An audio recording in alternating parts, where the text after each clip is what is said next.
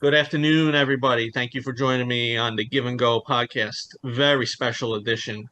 I have three very good coaches joining me today. We're going to talk about the current climate of coaching, the culture that's going on, with parental influence, whether it's trying to get their kids more playing time or going to higher ups or even making up accusations that sometimes don't even have to do with their own kid, just to try to give their kids an edge, or if they think their kids better than where the coaches who have tons of experience.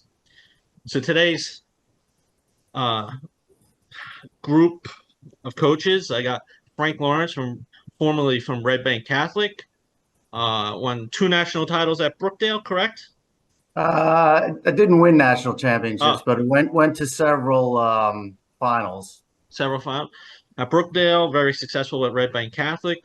Um, Darren Alt, formerly from Homedale, Mater Day, coached with Dawn Carpel at SJV for a little bit. So, um, well, very good background there. And Coach Derek Albert, sorry if I butchered that, from coached one season at Saddle River Day up in North Jersey. So I have one non-shore conference coach on the podcast. So thank you, Derek, for taking time out and joining us today. So Frank, I want to start with you. Absolutely. You were the most recent coach. You were RBC. How many years? What season would it have been if you started the season? That would have been the 11th. 11th season. You know, you're in charge of the Coaches Association, very well respected throughout the state. I got a lot of phone calls when the situation happened. So why don't you just walk through, see practices are about to start in the summer. So just, talk about what led up to that day, that what happened, and just like a background what happened. Well, without going into too much crazy detail, I try to let the seniors run summertime in terms of making decisions about it when we have practices, what types of fitness things we do, all that kind of stuff. That's a kind of leadership development idea that I've been using forever. Um, and this year's seniors, who I had fairly high expectations for, really ended up doing nothing. It's the first time I'd been there that kids came up with not a single idea or implemented a single idea, and ended up, I had to kind of pull it together at the last minute. So, and I let them know that at one point, how disappointed I was that they couldn't even come up with anything. We didn't do any seven-a-side games. We didn't join any summer tournaments. We didn't do anything.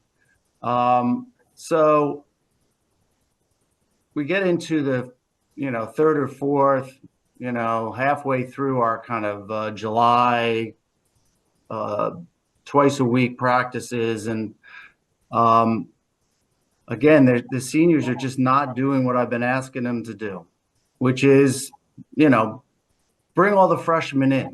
You got to bring freshmen into the program and let them, especially at a private school where they're paying tuition. You don't want kids that come to the first weeks of practice and go, yeah, nobody would talk to me. They didn't, everybody was mean to me. You want the opposite of that. You want a very accepting, open environment. And I push the kids very hard to do that. I tell them, listen, every time you break off into a group of, say you're doing 4v2, make sure there's a couple of freshmen in with you. They didn't do that either. I mean, it's kind of a pretty simple thing to ask. And one player in particular was being, just not willing to listen at all, had her own agenda, and didn't want to participate in any sense of the word. Kind of went half-heartedly into practice. Was being totally disrespectful, not just to the coaching staffs, but to her teammates and, everybody, and being disrespectful to the game, in my opinion. So at one point it got so bad that I asked her to leave the field. And when she refused, I tried to kind of escort her off the field without doing anything untoward. Um, and it ended up with me being accused of harassing her and shoving her to the ground and doing all this kind of stuff, which never happened. Um, which led to me, led to me actually being arrested, which was kind of insane. And then, having to deal with that whole thing and making a decision. Well, I'm not going to coach, not with this group, that's for sure. And the school was in a tough position because, there was allegations made, and until they got disproven, which eventually happened in court, they were kind of stuck. And I agreed. I was like, look, I probably should have left coaching a year ago, because this group every year it got harder and harder.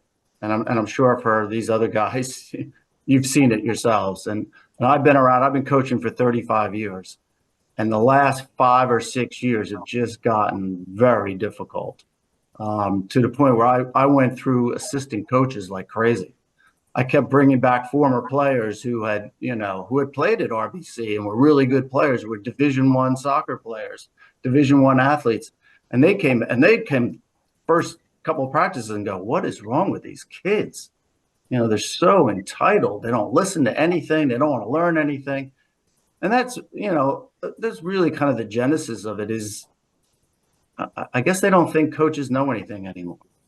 I've only been around the game for 50 plus years. So I was telling somebody recently, I graduated from Rumson Fairhaven High School, and a bunch of friends of mine and I started their soccer program. Actually went to the administration in late 60s, early 70s and said, we want to play soccer. And we started a club team, which I played in my senior year, which was 1970, fall of 1970.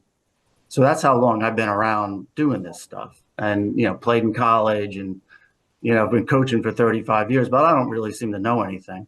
I don't have any knowledge of any of this stuff. They know better, and they don't take criticism well, at all. And I think that's one of the things that's made it difficult for us, because it's not like we're criticizing players because we want them to feel bad. We are trying to give them constructive instruction to help them make them better players. But they don't want to hear it. And they don't want to hear that they're not the best player on the team. They don't want to hear that they're not starting because there's somebody better than they are. They just don't want to hear it. And so we become the bad guys or women, for telling them the truth. So that's what kind of is distressing about it is, I don't really, I mean, I know where some of the root of it is, but I don't see how it's changing in the future. You made a comment about maybe stepping down, at the end of the previous season, and I was at one of your games that year, and I sort of writing on the wall, just listening to the parents on the sideline, and I said to, I was like, I don't think you have that much time left. They're just listening to the parents, and they all know everything, and it gets so frustrating, where me covering the sport, I went to very few RBC games just because I couldn't take the parent listening to them, unfortunately. And it's not all of them. It just seems like some of them have the biggest voice that caused the most disruptions. And my presence was, I think I only went to one game last season. And your assistant that took over, and I not speaking for him, but I don't think he wanted to take over, but he did it for the club, for the school, and he had a bad experience going, so. And I think it also goes with the private school where they have a little more say than, I mean, with the exception of maybe Homedale too, where they have a lot of say at Homedale. But, look at St. Rose with the soccer program that, every year they were going through coaches because the parents were not happy. So, yeah, Frank, I just wanted you to go through like the whole situation, how far it started, and and that you so the writing on the wall. Like I said, listen to the parents from the year prior, who were your junior parents at the time, that were going to be the seniors, where you expect more leadership. Derek, we'll go to you next. Now, what year did you coach at Saddle River? I was there 2 years ago, and it wasn't a full season, but so I guess what 2023, Okay. right? Because last year was 23, 24, right? This Yes. past year. Um, yeah, and my situation, it was unique in the fact that I had known Danny Brown. I had a lot of my daughter's friends who played at Saddle River, because my kids grew up in the AAU program that Danny ran, and that's where our relationship started. It was plutonic. I know there's a lot of people that love or hate Danny, and I was just a basketball. I love basketball. He loved basketball, and we enjoyed helping kids. So when he stepped down after the situation he had to go through, um, he had asked me if I had any recommendations. I recommended a female who had just graduated from a D1 school, and it turned out she had already accepted a job. So he came back to me and said, "Are you interested in a job?" I had just left. I was coaching in Section 1, and I had just left because my goal was to just watch my younger daughters last year. I hadn't been, I missed my older daughter's college career, juggling high school basketball and her season. So I figured, you know what, it was my daughter's last season. Let me walk away and just enjoy that as a dad. So he called me late August, early September, and I had to sit down with my family, and they said, "You got to do this. You love the sport. You've been around a lot of these kids. You know the families." Um, I was aware of what had transpired there, and I thought I would bring a different approach in the fact that, I like to utilize the sport as a means of getting prepared for life. And that was my approach, so I ended up taking the job. It was great. It was completely different from what I was at in the public school system. More restrictions there as far as the use of your facility.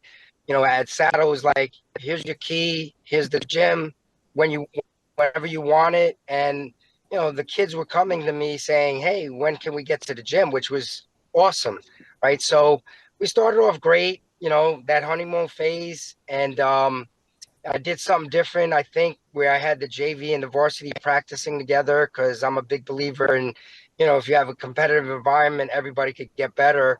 Um, and, we did what we could to try and get the JV kids to some of the varsity games, because I wanted them to feel inclusive. And they didn't have much of a season just because historically no one wanted to play the JV because they were that good.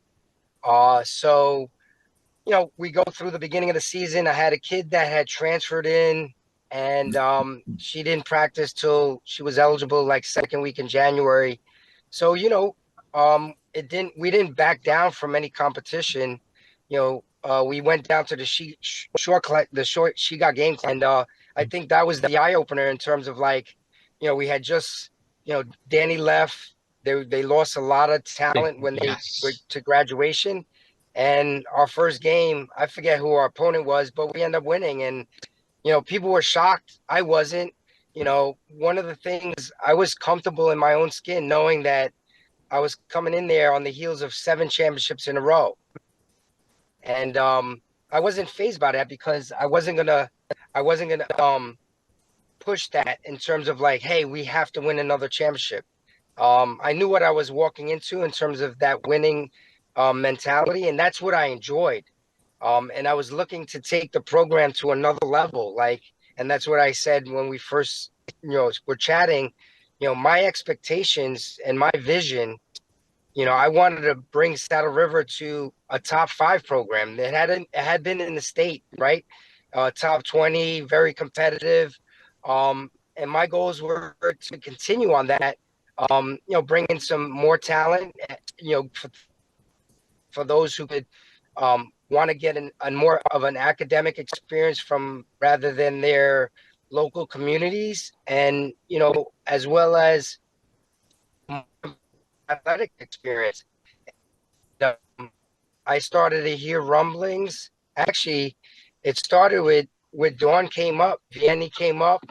It was she came her, and people don't know who I know in the basketball community, and some of her staff was in the stands watching the JV game, and there they were talking negatively about our staff.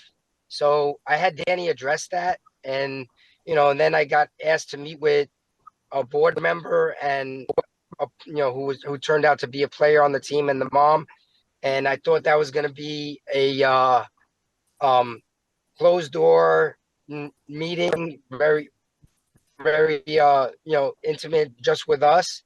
And as soon as we walked out the door, my assistant was asked by somebody, how did the meeting go? So you know I knew what was going on there, and we continued to coach the kids the way we would, and everything was earned.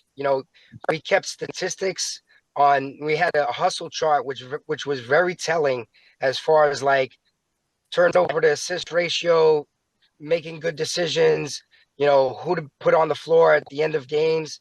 And not that I was intentionally sitting kids, it's just that, when it came down to a close game, I was going to put who belonged on the floor. I wasn't just going to play kids, the institution that was paying a lot of money. And after one game, Danny calls me in and he says, "You're not going to believe this." And I said, "I do."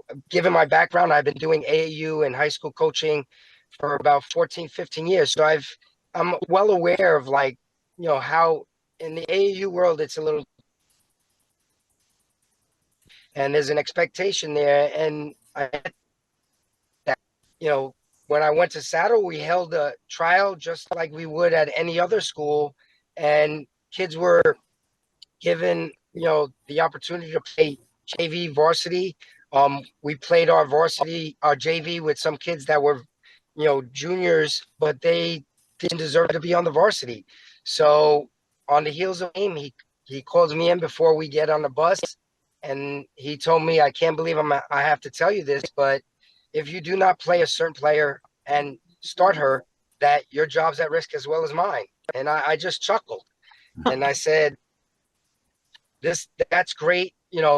I had already knew what I was going to do. Not that I was going to rush to judgment, but one of the things I knew that I was concerned of was the history of what went down at the school. And I had reservations taking the job.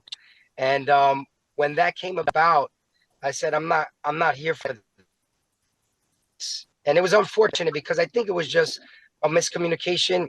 I wish they would have told me that they were headed in a different direction. And I would have told them, like I told them after the last game I coached, that this was not my intention. I was not here to be a doormat for, the program and go back, take steps back. I was there to, try and make the program better. And I that's what my intention was. And it wasn't received the right way by the school, the board, and it was what it was. And, I think the timing of it, it was right before when I left, we were 12-2 or 12-3. So it wasn't about winning and losing. It never is. I think there's a lot of value in losing. You could teach a lot from that. So I never took the approach that I need to be 20-0. I coached a lot of programs that we were 500 or under that. And they were, gratifying years where kids learned, and it was awesome. So when I left, it was right before the Bergen County tournament. And of course, people started asking me, and little background on myself. I'm a 9/11 cancer survivor. I had my own little battle, and which speaks to my character and the adversity that I try and teach these kids to, because you never know when it's going to happen. And when that happened, I said, you know what? I'm not going to win this situation. And I'm not a quitter, but I said, let me get ahead of this because the board at that school has a lot of money and the school has a lot of money. And I was like, I'm not going to go down the same route that Danny went. Mm-hmm. And I walked away. And it was unfortunate. It hurt a lot. Like you said, you were going to ask, how does it feel? You know, what do you deal with? You know, we talk about mental health and, you know, as a coach, and I'm sure both Frank and Darren could attest to this, man, do we get worn out? You know, we're trying to do the right thing, teach young adults to be better people. You're trying to be successful, you know, and you're juggling different personalities, and then you're dealing with the outside noise. And you know, never in I'm assuming no one ever takes into account what I go home to, you know, nor do they talk about Darren or Frank what they go home to. And I do an exercise with the kids, which I thought brought us together. And it wasn't the kids. The kids were great. You know, I asked them like, hey, tell me about a hardship, a hero, and I forget the third one, but it kind of speaks to what we got going on outside of that rectangle when we get into the gym, because I don't know what Frank goes through, but I may ask him, hey, I need you to run through this wall for me. But I got to know what Frank is going through mentally before I push him. Did he freeze? Oh, Derek freeze. All right, Derek, you froze. All right, we'll see if Derek comes back after he unfreezes. All right, Darren. What this 3 years now since this happened, right? Derek, you froze. Yeah. So, you know, in short, on the heels of that, you know, it took a while, and you know, I'm coaching with Empire now. Ironically, the director of that program was the person that I offered to coach Saddle River, and you know, it is what it is. I had friendships there, people that I was friends with. You know, those got affected by it, but you know, I stand by what I was doing there. I thought I was doing a good thing. I even got, just to share a little quick story, right after the girl who was had to sit out, we come back and we're playing down at Coach's Choice. So I bring my JV kids because we didn't have enough games for them, and that was a challenge in itself because we didn't use yellow buses. So we get them down there, and I tell my assistants, hey, if this is a lopsided game, I want to get the JV kids in because I want to give them a reward for practicing hard every day, you know, and that competitive environment, and make them feel like they're part of this program. So it turned out that way. In the middle of the third quarter, I start to put in the JV kids. I had to take 2 texts because there were only certain number in the book.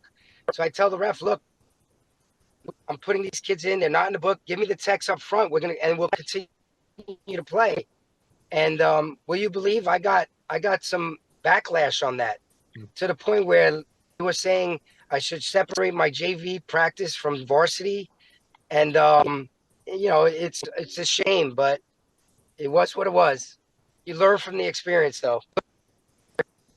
Yeah, I started hearing rumblings a couple weeks into the season, and I only followed a short conference, so parents don't realize who might be sitting next to them in the stands, and Doug's not on, but Doug hears them too when he's at the basketball games, and I hear it obviously at the soccer games. All this year I was a little better. I went on the coach's sideline, so I didn't have to listen to the parents as much. Yeah. But and to the parents, you don't know, you might have, I have some ties to college coaches, and the first thing they ask me, how's this parent? That's the very first question I get asked every time, especially to the few coaches that I'm really close with on the collegiate level. And I try explaining that to, I put my tweets up, when I hear something saying, parents, you don't know who's sitting next to you when you're yelling, when you're criticizing the coach, or unfortunately the refs, that's going to happen all the time. But yeah, I was hearing that, and me not even knowing you at the time, and I think I reached out during that season, and you said you just wanted to wait to the end, let the season end, and then you deal with it. But it speaks a lot of your character, because you just stepped in. You didn't want that. What happened to Danny Brown with those accusations, and them for, and how many years was he there coaching, and how many state titles did he get to? And it just tells you nobody is safe anymore with the parents. Yeah, like I said, had they told me in the beginning, I met with the head of the school. I told him my vision. I wanted to use the school to give these kids who come from, different academic backgrounds an opportunity to get a different academic experience, who also wanted to be a little more challenged in the fact that, we were very competitive, right? Saddle River for the last 10 years was very competitive program. And I wanted to piggyback on that. I mean, I had Lou High on the schedule. Danny came up. I wanted to play IC Montclair, but I was given resistance, dropped that game. And I was like, I was told about this point system. And I said, that doesn't matter if we're prepared for our opponent by playing competitive games. So, it was just weird. And again, had they told me in the beginning, hey, we're going to look to accommodate the student body here and give them an academic experience different from what was done here in the past, I would have said, then thank you. And by all means, good luck. But that wasn't the case. And, I had a vision, like there was intent to build another building into the school. Uh, Shock. All right, I think you froze again. Yeah, you froze. All right, Yeah. Darren. Your situation is, to me, one of the craziest, because a parent accused you of doing something with another player and didn't even have anything to do with that, with their kid. So just real quick, because it happened a few years ago, just real quick, what was said to you when, because first there was an investigation before you were actually let go. So just, and there was a lot of high expectations that year with Homedale. You had a strong class coming back. So just, real quick, go through your situation at Homedale. Yeah, sure. I mean, I'd been a coach at that point, 22 years in the Shore Conference for girls basketball, 33 total. I'd done some men's college prep and some boys 7th and 8th grade grammar school, and a variety of AAU and township ball as well throughout. But 22 years at the varsity level with girls in the Shore Conference, 12 at Mater Dei, 6 at St. John Vianney, as you mentioned, and then in about my 5th year at SJV, I started to get the itch to have my own program again. I learned a lot from Dawn. She's a phenomenal coach, a good friend, and just a really knowledgeable on the game. And even though I'd been doing it for a while, I learned a lot. And I said, you know what, I'd like to go somewhere where I could build a program again. And Homedale opened up, and it was the perfect spot as far as I was concerned. It had been a program that was a little bit into decline, even though they'd had some good moments, in previous years. There was some trouble with the coach before me from coach-parent relationship, surprise, surprise. But I chalked that up more to a personality thing and didn't give it a second thought. And we started off trying to build a winning program. As a matter of fact, Derek, our first scrimmage was against Saddle River Day, because I knew Danny and I knew the assistant coach then, Stephanie, who was part of the SJV staff. And my parents thought I was crazy, because you're taking Homedale to Saddle River Day. But the intention was to help them learn the caliber of basketball they would need to be successful in the Shore. And ultimately, it set the right foundation, the right expectation. And by the time year 4 came around, which was the 21-22 season, I thought we had a really good core program in place, had some very talented players. I had great parents. And that's one thing I wanted to be clear of. I don't want to be remiss in saying this.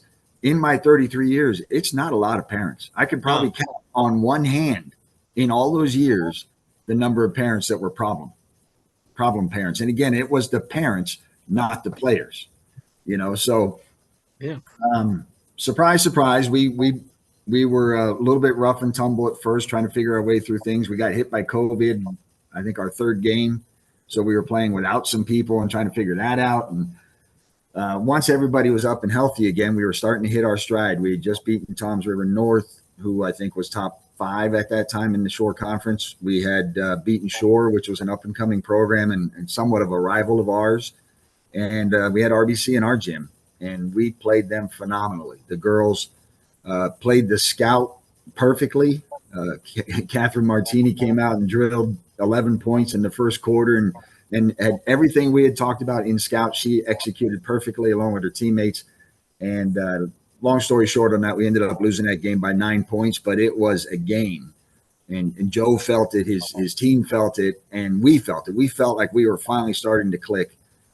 All things were running, and I even said to them at the end of that, at the end of the game in our locker room session, when we beat Ewing, who was a top 20 in the state team on Saturday, which was our next game, we're gonna break that top 20. That's where we were.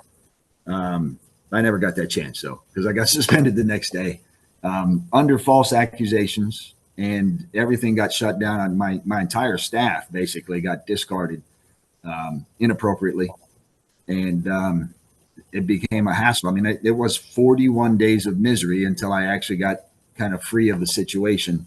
I think Frank had mentioned the police. I actually got to go to the police department for a hour-long interview. I hadn't been to the police department since I was 5 when I got lost.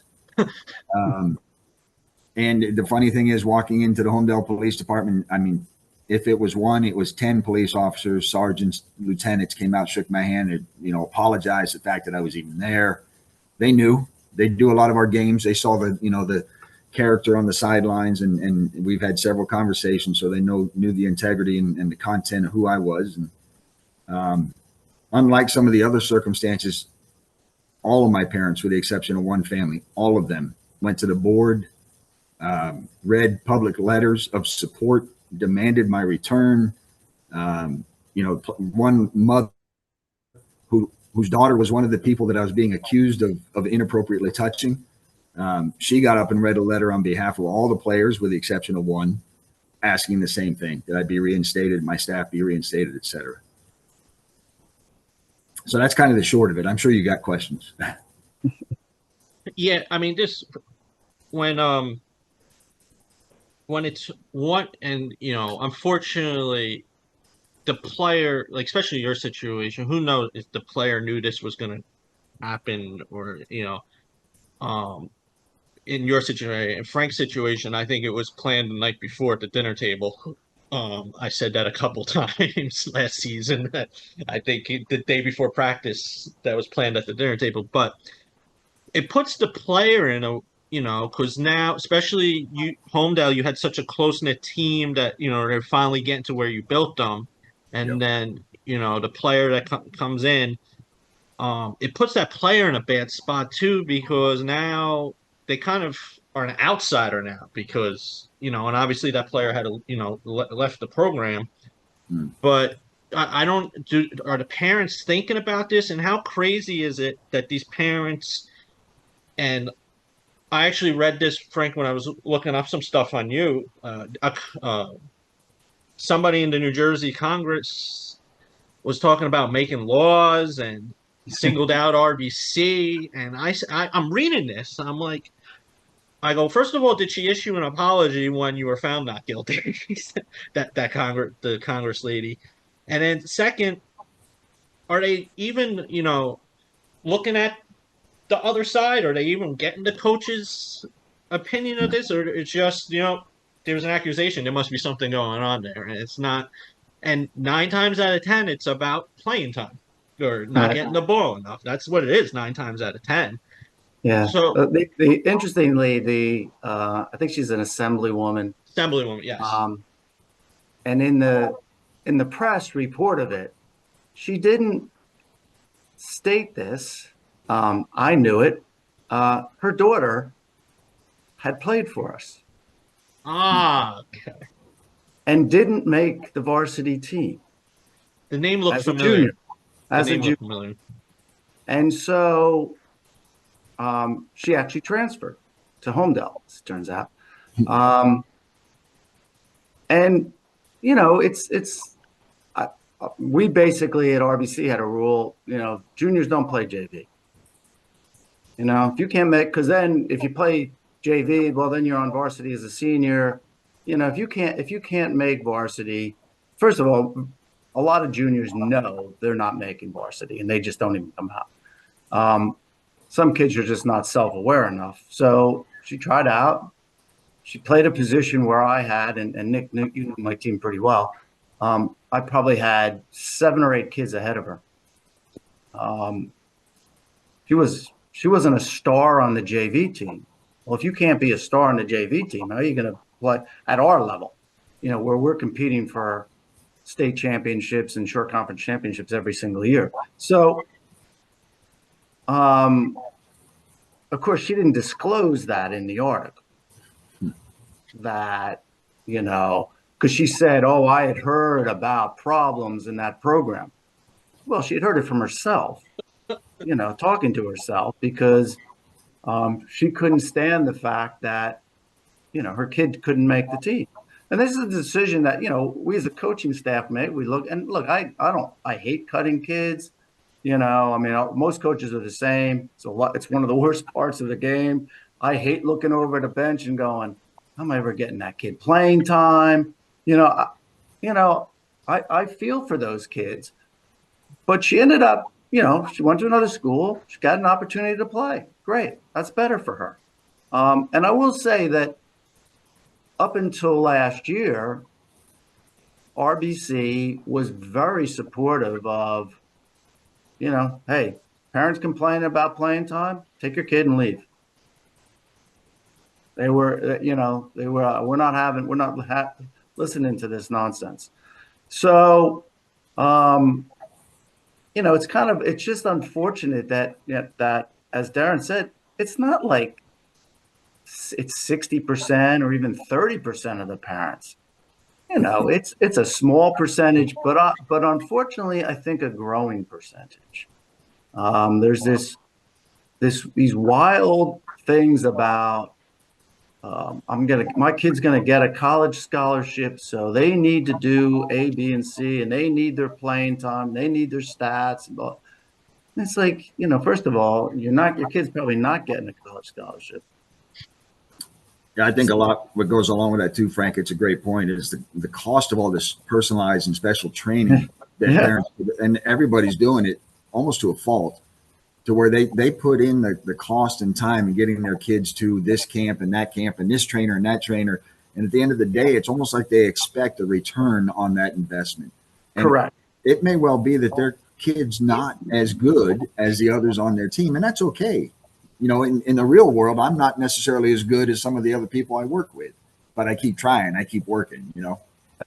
Right. Yeah. And I think it's funny, you know, I've had meetings with teams and even a club team that I went out and did some work with one time. And I just said to the parents, all this money you're spending, invest it well in the stock market and you'll have your kids' college education paid for, you know, but banking on a college scholarship is a bad bet, a really bad bet, because as good as our players have been, you know, there's few and far between who are getting significant money to go and play athletics. And, you know, I actually, all this money that I at one point, I was kind of distressed at the technical level of some of our players. And I said to them, "What are you learning in club?" Yeah. And they go, "Well, we just, you know, we play and we do this." And, you know, it's all about being able to go to showcases and to be seen. It's not about developing those players. They could care less about developing those players. It's just write out another check next month. And one of the kids actually said, "Oh, if you want to learn technical stuff, you got to pay extra." I'm like, "Well, what are you, what are you paying for in the first place?" I said to the parents meeting, I said, you should all go and get your money back. Because these coaches are wasting your money. They're not getting your kids better. They're actually hurting your players. A lot of And that's it's true on and the training side too, where they'll go to some of these training situations have become factories to where they're yeah, making mint on these kids. But what are they actually teaching them? And where they right, may offer some promotion aspect to it, are they promoting the kids to the right place, or are they just promoting their program? right, You know? right. So Yeah. yeah, I think you're spot on. I was gonna comment that on that too, Darren, about you got these random guys that just because they coached basketball for a few minutes that make these national rankings. And Hmm. first of all, this is why I stick to the shore, because that way I could speak intelligently about every player. Like, I'll go see the worst teams in the shore just so I could see, in every sport. But there's no how do you make a list of the top players in the country? There's no way you went and saw all these players, especially during the high school season. AAU, I know you go sit in a tournament and watch 100 games, but high school season, these rankings and parents get mad. Oh, my kid's not, and then you got the ones that you can actually pay, and then all of a sudden you see their name going up the board, and I'm like, what is going on here? I remember when I first came back. I saw a tweet about somebody being a D1 lock, and I was like, oh, I'm excited. I'm coming back to sports. Let me see. I watched this player, and I'm like, either one, D1's not the same anymore, because back when I was in school, that was like borderline community college level, or the player had a really bad game, or it was just full of it, and it ended up I eventually learned it was full of it, and I just how many of that the parents are being told one thing from these recruiting sites. Oh yeah, your kid's this good, I could get you there, or trainers, or people outside of the coaches that actually care and are honest with them and give them the constructive criticism. They don't want to hear that though, Yeah. because they'd rather hear that my kid is going to be the next one because they're paying for that, rather than the program that's saying, hey, she needs to keep working. Trust the process. We'll get her there, whatever that level is. Just being a student athlete at the collegiate level does wonders for a kid once they're done with school.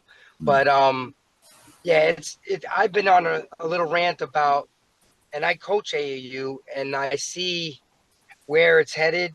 Um, and it's horrible. And I've been promoting the scholastic events, like what you guys did in Jersey.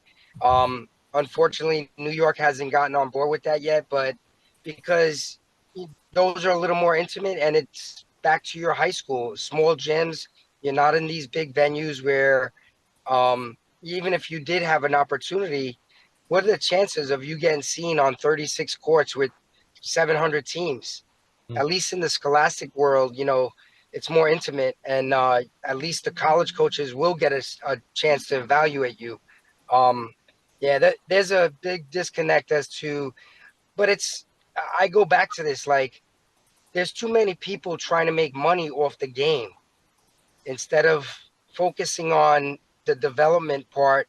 Now you have, and then I don't want to make this sound like it's a negative thing. Like, I'm all for people wanting to make money and do what they can, but when you get all these evaluators who are just starting an evaluation, I come from the Tom Konchowski world where that guy was in every gym. He wasn't just going to these venues or being told, hey, pay me $200 and I'll do a nice little write-up for you.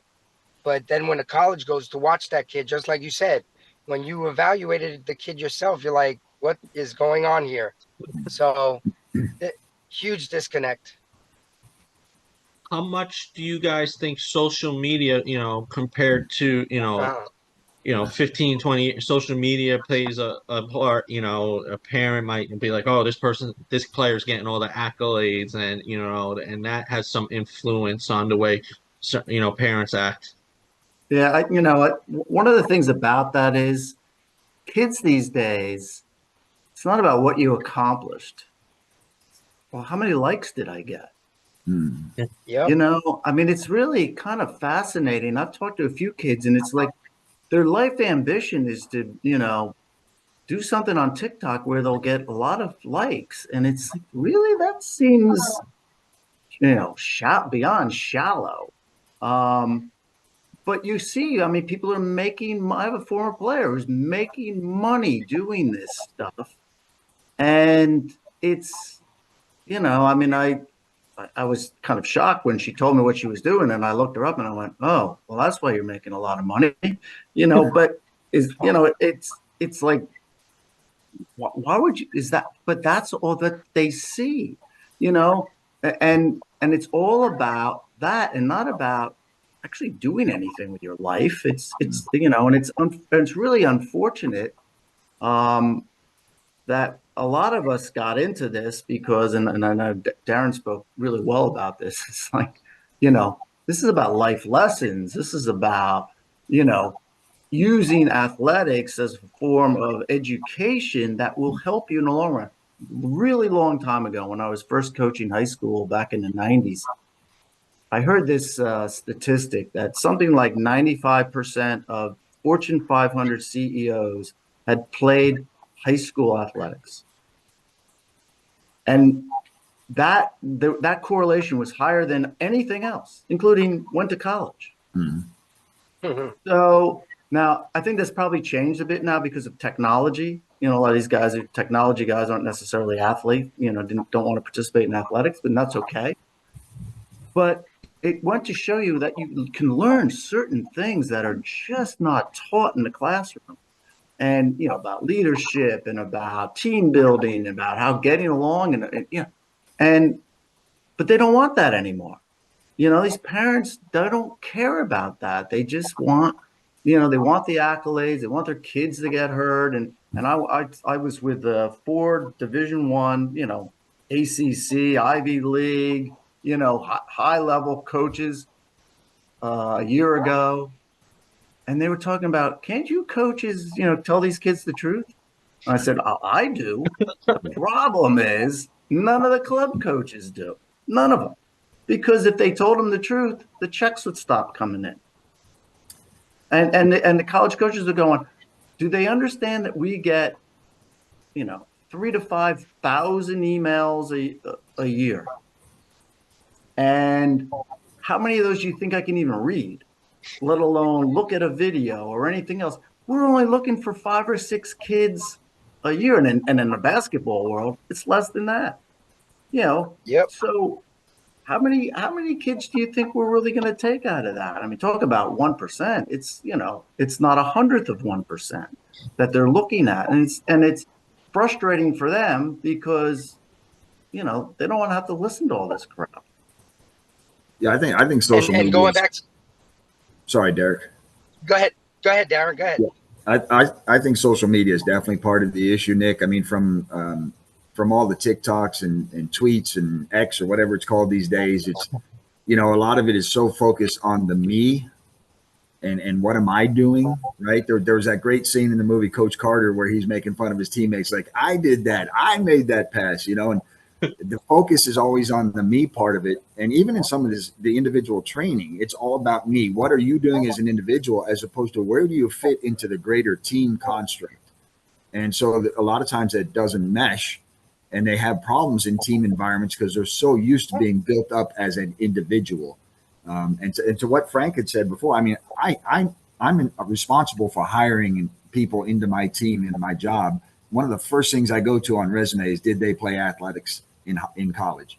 Is there some indication of that? Because of everything that Frank said, on top of the discipline and the understanding of we versus me.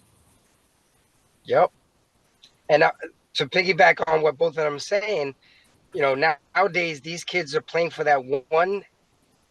I say it, you're playing for the gram instead of playing for the team, because in what was Frank was saying, like, if that kid could get that one little clip that thinks that that's going to give them a little higher chance to get that visibility with that program, and it's a false hope, because the reality is, like Frank was saying, in basketball, 3 or 4 positions, and you're not, and that's why I promote the D3 level a lot, because one, the transfer portal's forcing that down, right? And there's nothing wrong with it.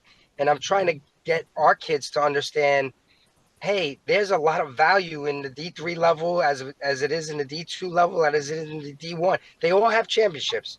You all make it to the tournament at every level. There's all Americans at every level. And if you really watch, it's unfortunate that they don't show more D3 sport that would change the perspective. Like, I got to go D1, because there's a lot of competitive D3 programs that by choice, even the athletic kids, you got a lot of kids that they get offered by D1s, but they want a higher academic experience because they want to be prepared for life. And we're losing sight of that as a, society, and especially in sports, because everything is instant gratification. They want it now. And, that's what it comes down to. Yeah, and that was the heart of my problem at Homedale, Nick, as you all know. It was a freshman who was upset that they weren't playing varsity, where two of her peers were. But in all honesty, she wasn't ready for it. And I tried to talk her through it, tried to coach her through it, and her dad, and encouraged her to do some different things to try and develop. Wanted to work with her, but it just, to Derek's point, wasn't the instant gratification. I belong there now in their eyes, right? It goes back to the return on investment. They think because they're paying for my kid to do all this stuff up until freshman year that they belong in a certain level. That's a tough thing on the girls' side, right? I mean, growing up, I played freshman basketball, I played JV basketball, I played varsity basketball. On the girls' side, because the numbers aren't the same in a lot of schools, you're going as an eighth grader, you're playing varsity, or as an eighth grader, you're playing JV, and then as a freshman, you're playing varsity. So again, the expectation, oh, so and so did it, I should be doing the same thing. That was one of the things at Saddle River. I had a couple of sophomores, no varsity experience, and then I had a freshman who just was a little more level-headed and had a better assist to turnover ratio. So of the 3 or 4 of them, if I have someone that I got to put on the floor, I'm going to give the kid who is making the better decisions in that opportunity where it's going to be a win or lose situation. But it's unfortunate. Instead of trusting the process, I go back to that, but those words are lost nowadays. And now in New Jersey, you could you get one free transfer now. Now there's no trust in the coach as a freshman. I'm not playing. I'm not making the varsity team. They're out the door because now they don't have to sit. And we're gonna try it at another school. And in Darren's case, they already came from a school. Wasn't enrolled yet, but because it was still summertime. They were enrolled. They were enrolled, and they were playing summer basketball with that school. Yes. And now the poor girl's on her 4th high school, and she's a junior. Yeah. Yes, but what was the thing? The coach at before Homedale said you're probably going to be on the JV. So what, And so when a college coach looks at this kid's been to 4 schools, who's going to take her? Like, what college coach is crazy enough to say, I'm going to take that kid because she's going to be a dream to deal with, because she'll leave after a year. And college coaches, look at all the college coaches who've left. Really good college coaches. They're like, I'm not putting up with this crap anymore. Yeah, and I like what Derek said about trusting the process, which they just won't do anymore. And my son and I actually do a podcast called Outside the Coach's Box. And we were talking the other day, I brought up a fact that John Wooden, probably the greatest coach in college men's ranks, didn't win a championship until his 16th year of coaching. Do you think anybody would tolerate that now? And then he went on to win 7 in 10 years and 10 out of 12 or whatever it was. But craziness, 16 years. Coach K, same thing, right? At Duke. I mean, he didn't win in his first couple of years. Same, they've lost sight of that. And it's unfortunate because you're seeing the same thing, 3 high schools, 2 or 3 AAU programs. It's almost expected that if they're blessed to play at the next level, you could expect at least 1 transfer. No one learns to deal with the adversities that once you're done with sports, you're going to go to the real world and your boss is going to tell you, take that back. I want better. And what are you going to do? I quit. Like, such a disservice to the kids. Yeah. Last thing I don't know if you guys saw, a softball coach was forced to resign last week, I think from New Jersey. And one of the players' parents was on the board of ed, I believe. And what's that saying now, that people are using their power, like those positions, to make change? Because I don't know the whole situation, but reading it, it seemed like it did play a little bit, and the coach was there a lot of years and said, that's it. The parents are just too much influence, and now they're using their power if they're on the board or something like that. Frank had said something in his initial comments about the school being in a tough position. Yes. And I struggle with that.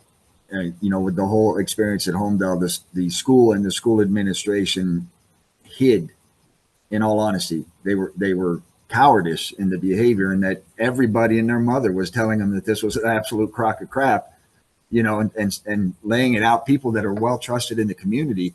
And they were paralyzed. They wouldn't do anything. It took them 29 days as a board to talk to me, the person being accused. In the meantime, the season's going on. The girls half the team wanted to quit the next day. Guess who told them to stay? Me, right? And so I just think schools paralyze themselves by not taking the steps to engage all the people involved, to take some leadership. And that's what they're voted in for. That's what they're hired for, are to be leaders and protectors of that community in that school. Not just one person, but what's the best for the larger group of people. And honestly, Homedale failed as far as I'm concerned, and I think a lot of schools do, because they just hide. Yeah, take the easy route. I think it comes, obviously. Yeah.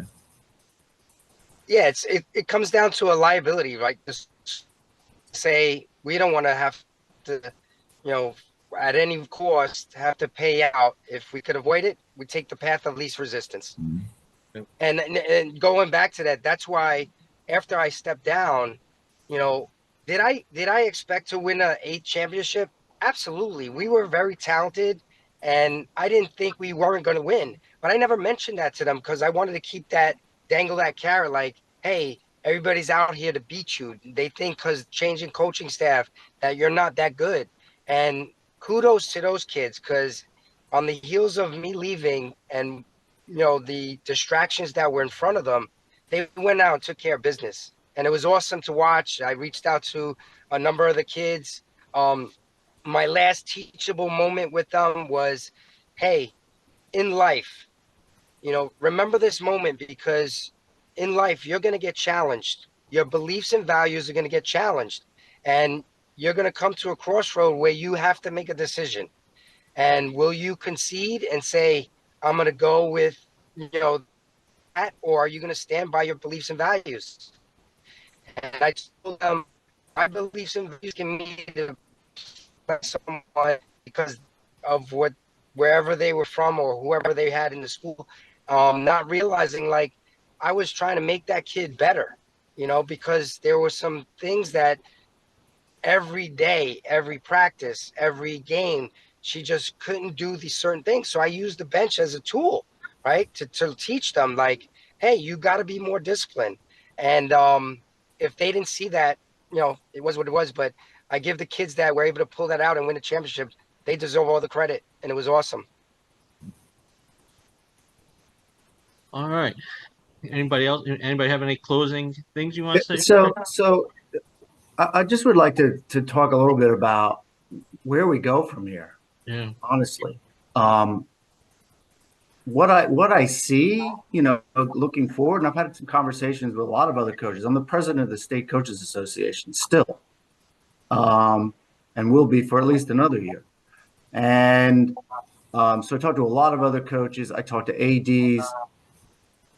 I have some serious concerns about where's high school sports going.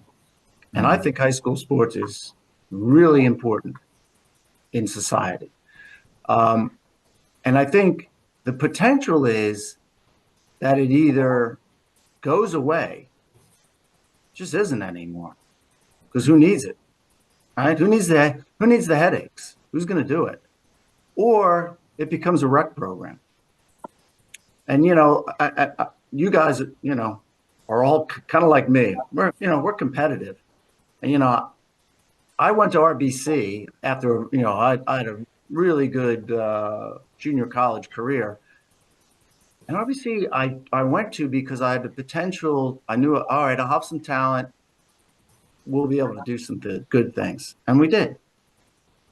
And I told my parents and I told my players, I'm not running a rec program. I'm here to win championships.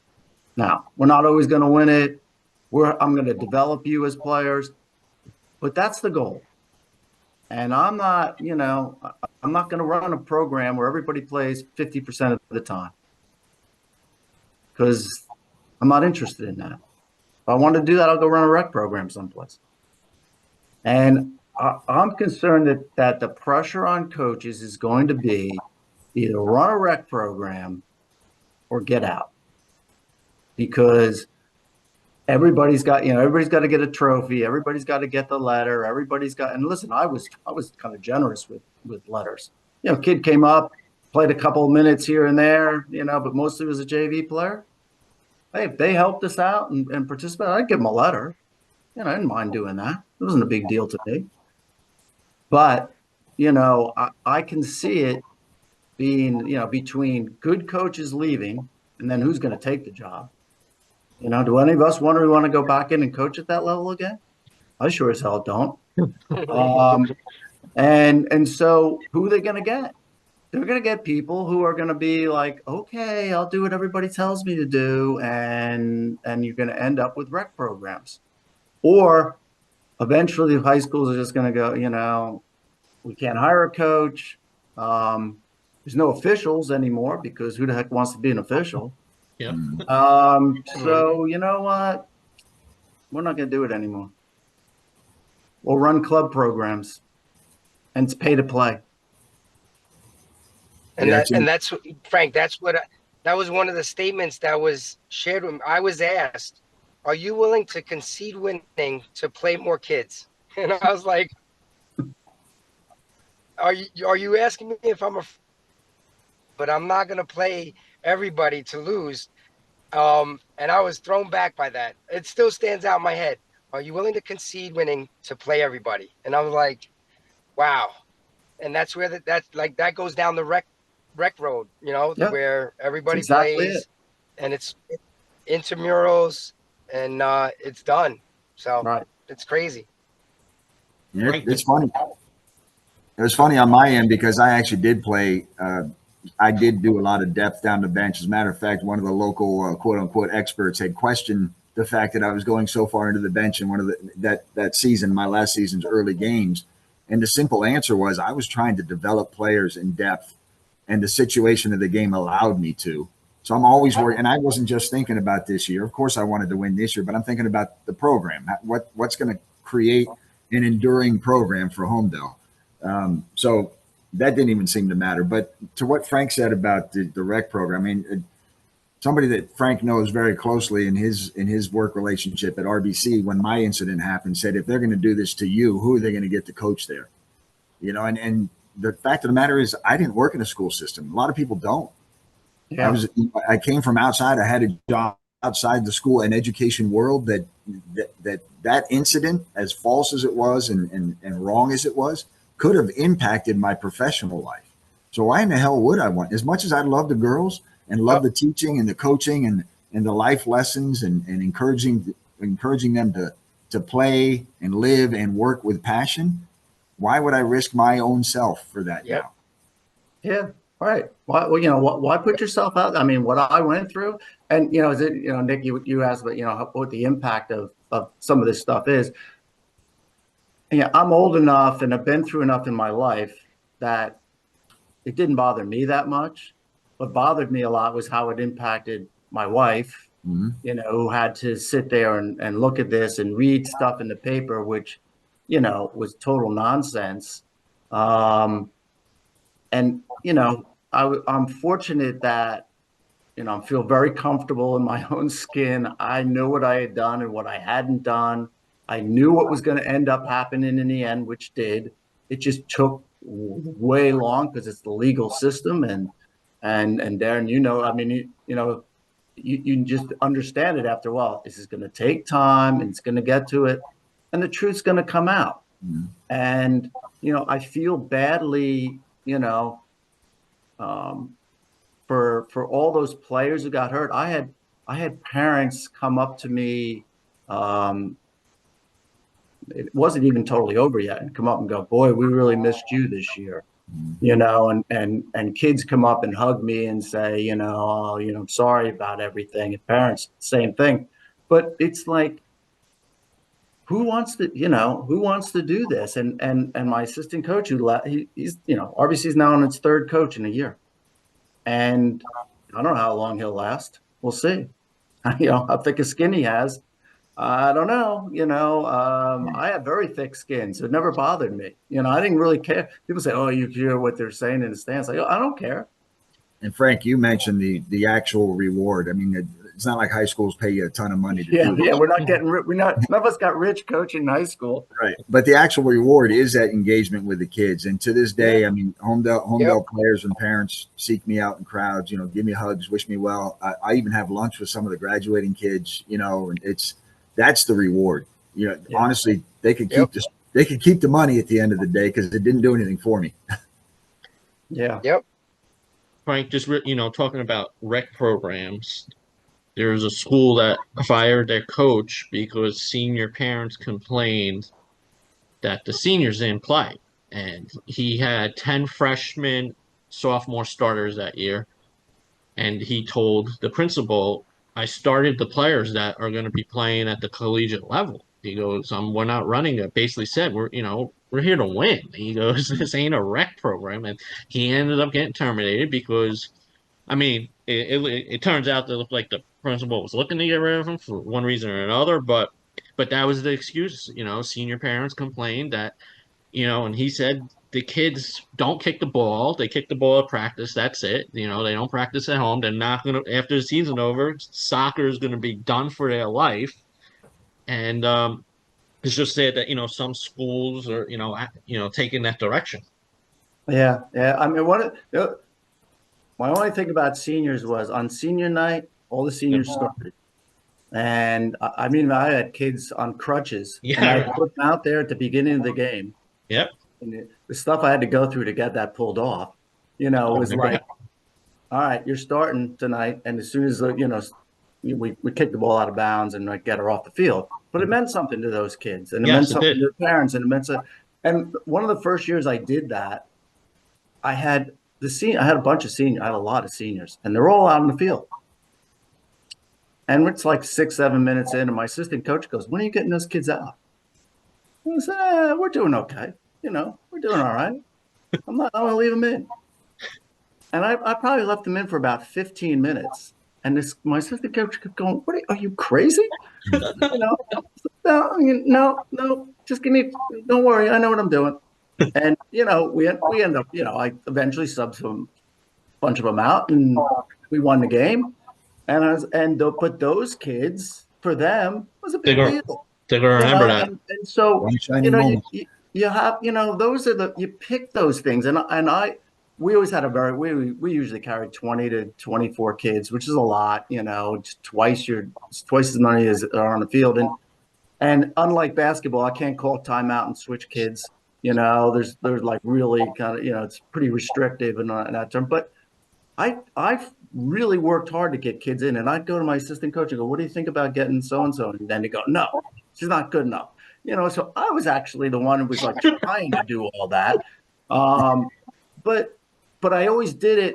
One of the things I never wanted to do is I never wanted to put a kid out there where her failure was going to impact the team in a way that kid might never recover from that. I mean, imagine you put some kid in as a defender, she makes a mistake, you lose 1-0. Well, how does that kid come around? She might come out of that and be fine, but she might not. And why put that kid in a position where they're going to fail? makes no sense to me. So, I think most of us are pretty sensitive to that. I mean, Derek talked about, turnover to assist. Listen, turnovers are the most indicative thing of success in a team sport. I don't care whether it's football, basketball, soccer. The team that turns it over a lot loses the game. So, I'm not putting a kid out there who I know is going to turn over the ball and causes a game. Yet there are lessons in those turnovers, which we as coaches have the opportunity to help them learn from. I used to constantly encourage my kids, push yourself to fail, and Absolutely. don't be afraid of that. Don't be afraid of that, because we'll help you get through it. We'll help you learn from that. Right. And that's part of what's going on in practice. I was always, be brave, take your risk, take a big risk. What's the worst thing that can happen, especially in practice? But you got to, pick your spots. Oh yeah, sure. I mean, at the end of the game, and so you're up 2, you're not putting in all your last bottom players. You got to pull it off. So, I think very few parents understand what we go through, the number of hours we put in, the angst we all go through trying to help these kids and what we're trying to do, and underappreciate it and don't realize. I used to joke that, I'd be lucky to be making $1 an hour based on what I'm getting paid. So, we're certainly not doing it for the money, and not the fame, that's for sure. So, but, it is the joy of watching to me, it was like seeing a kid get it, they learned it. They pulled it off. Yep. They went from being a okay player to being a really good player who can contribute. That to me was, the best thing that I saw. Or they didn't quit. Like, they've Right. stuck through it, knowing that hey, I'm struggling here, but they stuck with it, and they realized like this was going to make them a better person, because that's life. That is life.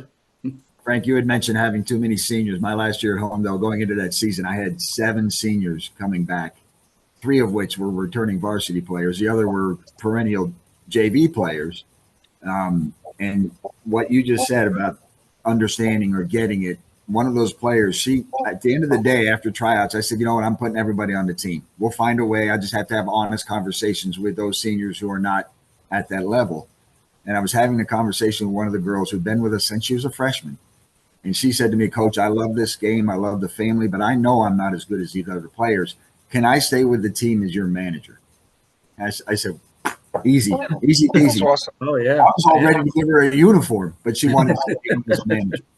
Yeah. Well, that was somebody who has some self-awareness. Yeah. A lot of these kids just don't have self-awareness. Because their parents won't tell them about it. Yeah. But that's smart. I'll tell you what, that kid, she's going to be fine in life. Yeah. She is. Because she understands where she's at and understood a role and knew a role that she knew she could do well and contribute. Yep. That's a valuable asset. Agreed. Yep. I just want to say, real quick that also, back 15, 20 years, soccer season ended. It ended. Basketball season it ended. Now you got high school live period in June. You got summer leagues. You got the summer league for soccer. You got summer league for basketball. You got four. I'm talking for high schools. I'm not talking AAU. So now, talking about what you get paid little as it is, but now it's turned into a 365-day job where you're constantly working, scheduling games, scheduling practices, getting court time, you're getting field time, and that itself has changed where it weighs a lot on you as coaches, because where you thought you were going to get a couple of months off, now it's all year long. It's a sacrifice for the family as well. I mean, my wife is tired of seeing me these days, but I mean, I was out all the time with, or watching film or watching other teams or going to this tournament and that tournament. She, that family time, I guess I took for granted, to be honest with you, but it was a lot. Yeah, no. And you guys, I know, did it, because basketball coaches are even crazier about this than soccer coaches is, but I'd get home from the game and put on the video and watch it, and part of it was I wanted to watch every scoring play to make sure I got the assist right. And these parents are thinking I'm screwing some kid out of a point or something somewhere, and I'm killing myself to try to get it right. And I'm sure you guys were exactly the same way. And nobody understands that. My wife actually, she would have been at the game. It's funny, Nick, you mentioned you don't know who you're sitting next to. I mean, my wife came to certainly home games, and she learned pretty early on, kind of hide, stay away, But somebody would say, "Oh, which kid is yours?" And she go, "The guy down there with the gray hair." So it can be really hard on them, But my wife loved it. I mean, she really did. She loved that I coached and did all this stuff, and what has hurt her is that I kind of got forced to leave. Yeah. I didn't get to go out on my own terms. And that was my mistake, to be honest with you. I knew at the end of the previous year, I really should have left. And the senior girls actually, what then junior girls actually talked me into staying by great exit interviews, how they were going to, they were unhappy with some of the stuff, the drama. They didn't want drama. They were going to be different. And they were different. They were worse. Frank, I actually spent some of my free time outside of basketball in the stands watching your team play. So I know what kind of program you ran. Yeah, well, thank you. I mean, I still love I now I'm going to watch. I have granddaughters who are at Shore Regional. None of my grandkids play soccer, which I think is a good thing in a way. So I'm now watching volleyball, softball, flag football, and cheerleading.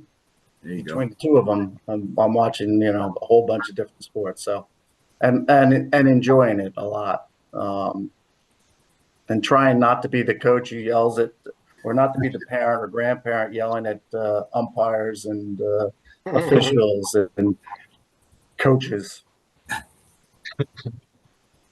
All right, guys, I appreciate you taking time out today. This was a good, informative podcast, and I look forward to. Frank, I didn't get to any Shore softball games this season, unfortunately. Next year, see me. I didn't miss a one. Next year, so but Darren, I always see you during basketball season. You're always at the pretty big matchups, so I'm sure we'll be seeing each other next season. And Derek, I appreciate you taking time out today. Even from up north, you're not a Shore conference guy, but the Shore, and I wanted to hear your story too, because I know you were impacted. Like these coaches were impacted with behaviors and parents. So I just want to say thank you guys for taking so much time out today. Thanks for shedding light on it, Nick. Yeah, no. Thank you, Nick. Yeah, we appreciate everything you do for all these kids, and trying to support them and give them some coverage, which is sorely needed since Asbury Park Press and all those things kind of disappeared from covering high school sports.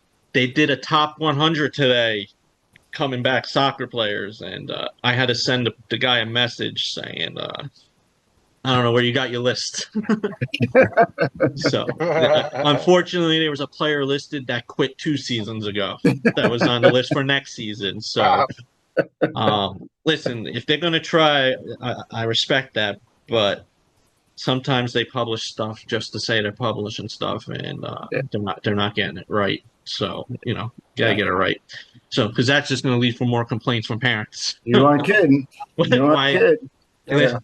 I'm sure you guys, I've gotten plenty of messages on my Twitter about my postseason teams on, not so much soccer. I do have to say, soccer, they respect my mind, but basketball, some people I thought were close with me, I found out who they really, It's a rough crowd, Nick. Yeah, basketball is a rough crowd.